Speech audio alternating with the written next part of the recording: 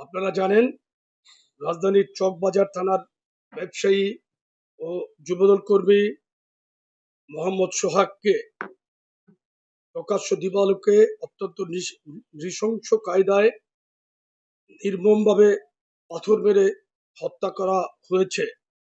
এমন নৃশংস বর্বরতা প্রত্যক্ষ করে সমগ্র জাতি স্তম্ভিত। আমরা এই নৃশংসতার তীব্র নিন্দা, প্রতিবাদ ও ধিক্কার জানাচ্ছি। সভ্যতার এই যুগে এমন আদিম বর্বরতা আমরা কোনোভাবেই মেনে নিতে পারি না।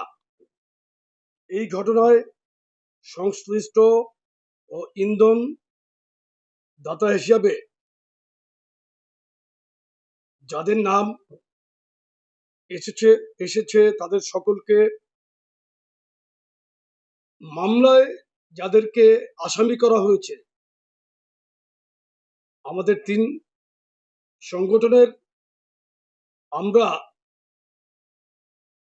5 জনকে গতকাল সংগঠন থেকে আজীবনের জন্য বহিষ্কার করেছি এবং আইন শৃঙ্খলা রক্ষাকারী বাহিনীকে আমরা জোর দাবি জানিয়েছি, উদাত্ত আহ্বান জানিয়েছি তাদেরকে অবিলম্বে অতি দ্রুত গ্রেফতার করে আইনের আওতায় আনার জন্য।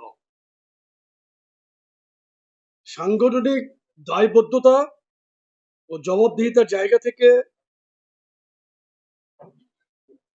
যা কিছু প্রয়োজন আমরা সেই ব্যবস্থাগুলো নিয়েছি, কিন্তু এই ঘটনায় যারা সরাসরি সংশ্লিষ্ট হিসাবে ভিডিও ফুটেজ ও সিসিটিভি ক্যামেরার ফুটেজে যাদের দেখা গেছে, আশ্চর্যজনকভাবে তাদেরকে মামলার প্রধান আসামি করা হয়নি। যারা প্রাণঘাতী আঘাতগুলো করেছে তারা অদ্যাবধি গ্রেফতারও হয় নাই। এর কারণ আমাদের বোধগম্য নয়। গণমাধ্যমে মামলার এজাহারে উল্লেখিত বাদীর মেয়ে বলেছেন, মামলার এজাহারে খুনের সাথে সরাসরি সম্পৃক্ত 3 জন খুনিকে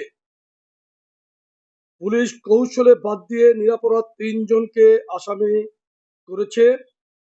ঘটনার 60 ঘন্টার বেশি সময় পেরিয়ে গেলেও খুনিদের খুনের প্রমাণাদি হাতে থাকা সত্ত্বেও অদ্যাবধি কেন মূল আসামিদের গ্রেফতার করা গেল না, এটা একটা বিরাট প্রশ্ন ও রহস্য। এবং আপনাদের মাধ্যমে আমরাও জানতে চাই, কারা কেন এই 3 জন আসামিকে বাদ দিয়ে নতুন করে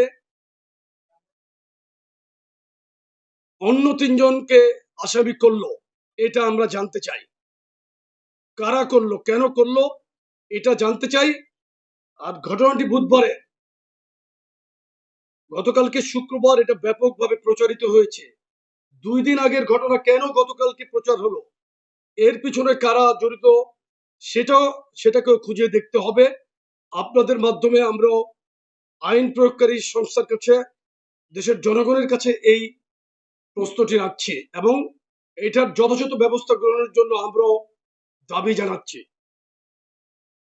আপনারা জানেন, গত 5ই আগস্ট দীর্ঘ 1.5 যুগের অবর্ণনীয় নির্যাতন, নিপীড়ন, গুম, খুন, 16 লাখ গায়েবী মামলা, ইতিহাসের বর্বরতম ফ্যাসিবাদী নিষ্পেষণ থেকে দেশ ও জাতি ও বাংলাদেশ জাতীয়তাবাদী দলের নেতাকর্মীরা মুক্তি লাভ করে এই দীর্ঘ 16 বছর যাবৎ বিএনপি নেতাকর্মীরা নিজেদের জীবন, কেরিয়ার, পরিবার, ব্যবসা সহ জীবন ও সম্পদকে বিপন্ন করে এক বর্বর ফ্যাসিস্ট একনায়কের বিরুদ্ধে মাঠের প্রতিরোধটুকু জারি রেখেছিল। তারা গুম, খুন, অপহরণ সহ নানামাত্রিক বর্বরতার নির্মম শিকার হয়েও কখনো মাঠ ছেড়ে যায়নি।